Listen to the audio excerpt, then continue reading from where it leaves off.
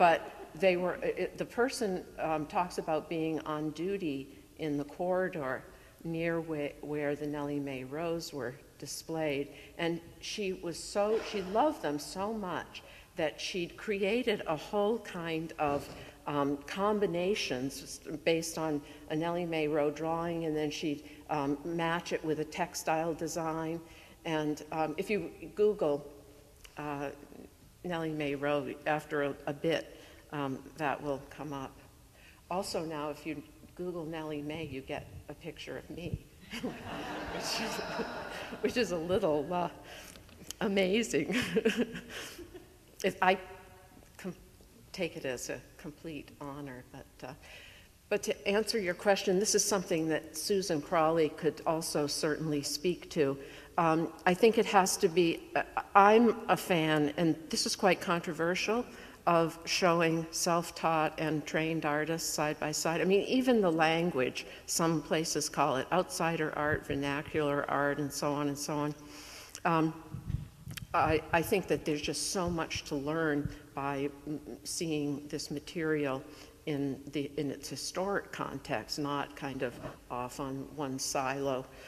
But it has to be done well, and it has to be done right. My caveat about the research that really appreciates the origins of these artists. There have been some exhibitions where the material is mixed, and that haven't been very good, and some that are good. In the future, I think museums are going to be competing for this material, because I think it's already really starting to change. Just with the announcement of this talk, I got half a dozen inquiries from graduate students who are doing research on artists, a couple of them on Nellie Mae Rowe, one on Sister Gertrude Morgan.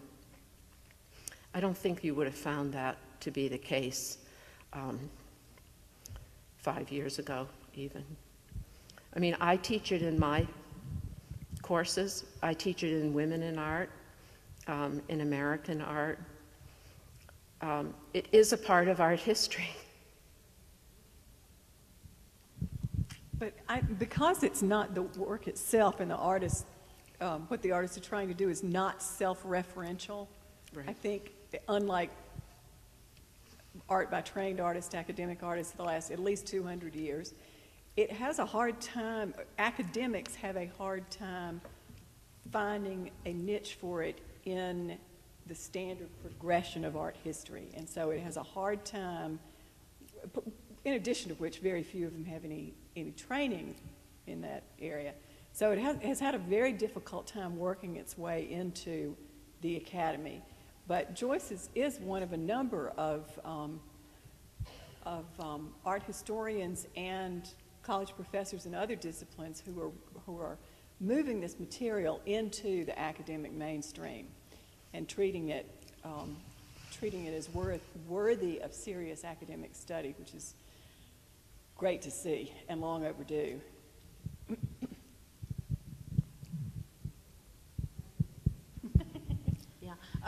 I think, and just my impression is, the fact that they opened up the Museum of Folk Art right next door to the MoMA in New York, I felt gives it a place, you know, and gives it some longevity. Mm-hmm. Would you not say, or say yes or no to that? Yes, and they had a show, I think, the Museum of American Folk Art had a show in, maybe over a year ago, but it's fairly recent, which was really one of these shows that mixed trained artists and they call them contemporary folk artists around ideas of abstraction. Now, there's certainly a common theme. It could easily be trivialized, but that was a quite successful show, I thought. Did you see it? Pardon? Yeah.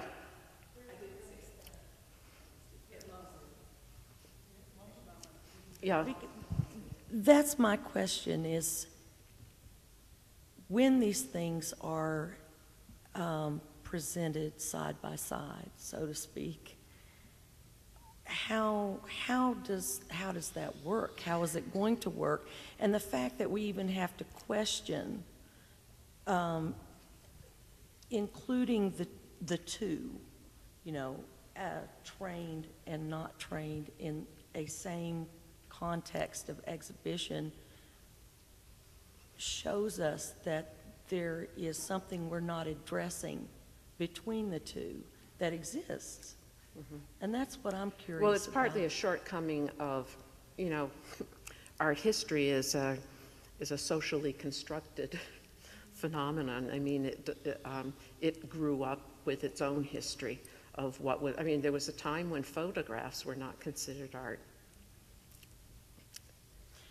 So the sociology of art history. That's right, yes. And, but I think that there are a lot of other, and this I think is a byproduct, not all of it, but certainly a byproduct of movements like feminism. I was talking about this, I guess it was with you earlier today, Xenia, that there's a huge and really fascinating literature now on material culture that looks at some of these things, like the book by Beverly Gordon on saturation. She's interested in things like scrapbooks and paper dolls and studying them from a scholarly perspective, but without the adherence to these rigid categories of hierarchies of, oh, there's, you know, Henry Moore's bronze, and down here there's a paper doll. There's a very interesting exhibition. I don't know how many of you get to New York regularly, but there's a very interesting exhibition right now at the Brooklyn Museum of work by Kiki Smith, who is a contemporary artist, which is an installation of several rooms. She makes dolls and figurines out of plaster, and they're described more as sculptural figures than as dolls, but the whole enterprise of the installation is based on a folk embroidery of a woman's life. And it's a tiny little embroidery that is in the exhibition. It comes from, I forget what collection, but it's an historical archive. And then she kind of uses that as her inspiration and spins off from it with all of these objects that she makes. Louise Bourgeois comes to mind with her crocheted dolls. Mm-hmm. Yes. And that's kind of a crossing of a threshold there. And the question of how the idea of abstraction is possibly differentiated between a so-called academic or a so-identified academic perspective versus a vernacular or self-taught is an interesting question. Mm-hmm. I mean, how can we say that there's a difference? Or how significant is the difference? I mean, there are differences between artists within the different categories as well. Yes, the status of the field is a gigantic subject. I mean, there's a chat group online, which, I mean, just gives me a headache, because you wake up in the morning and there are 600 messages from people, and the I forget what exactly it's called, but the self-taught artists chat group, and every time there's an exhibition, 25 people weigh in with talk about, oh, they shouldn't have called it vernacular, or they shouldn't have called it outsider, and it's the struggle for identity of the field is kind of awesome. Wait. Don't interject yet.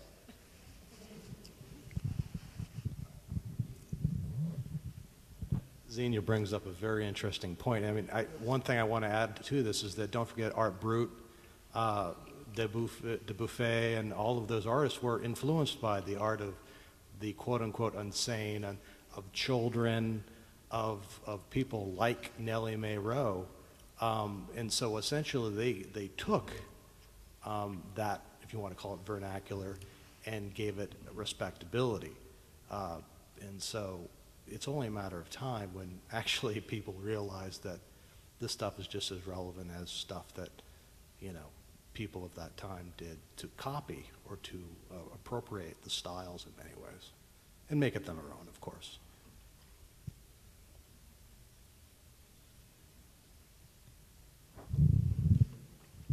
Excuse me, take a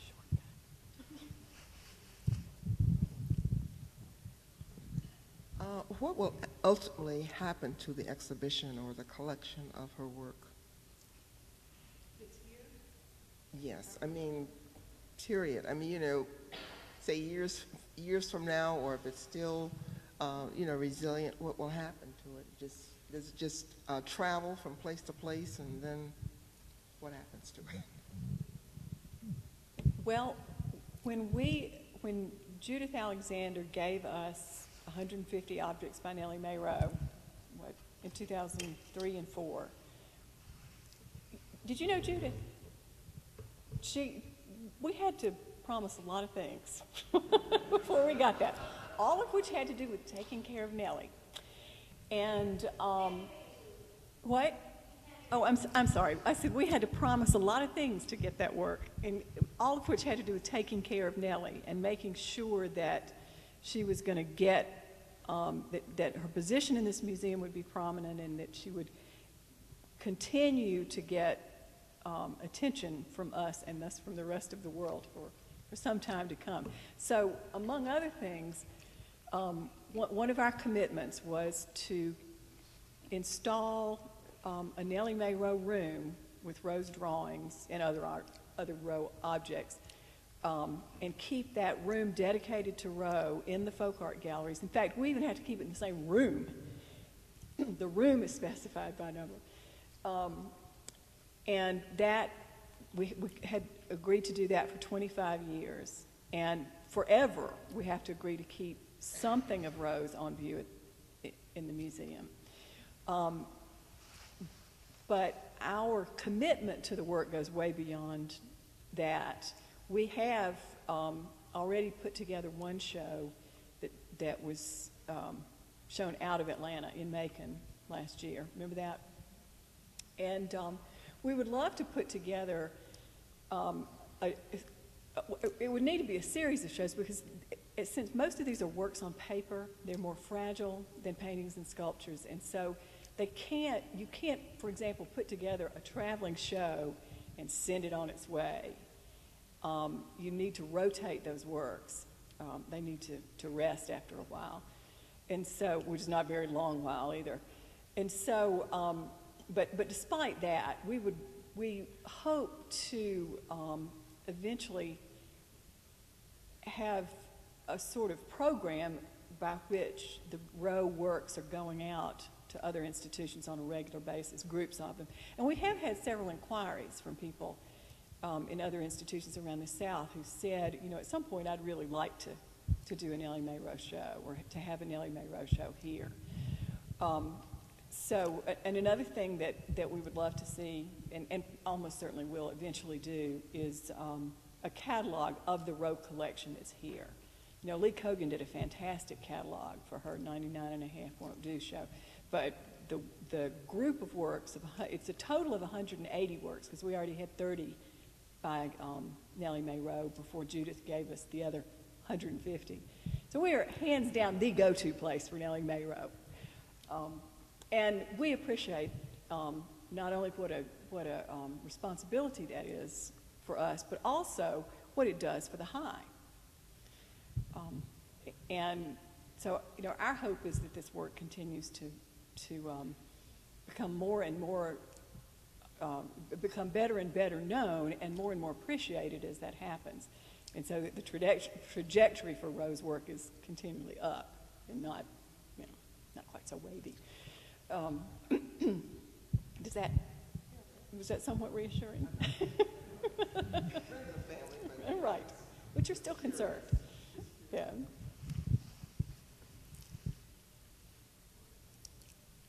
have one last question. I did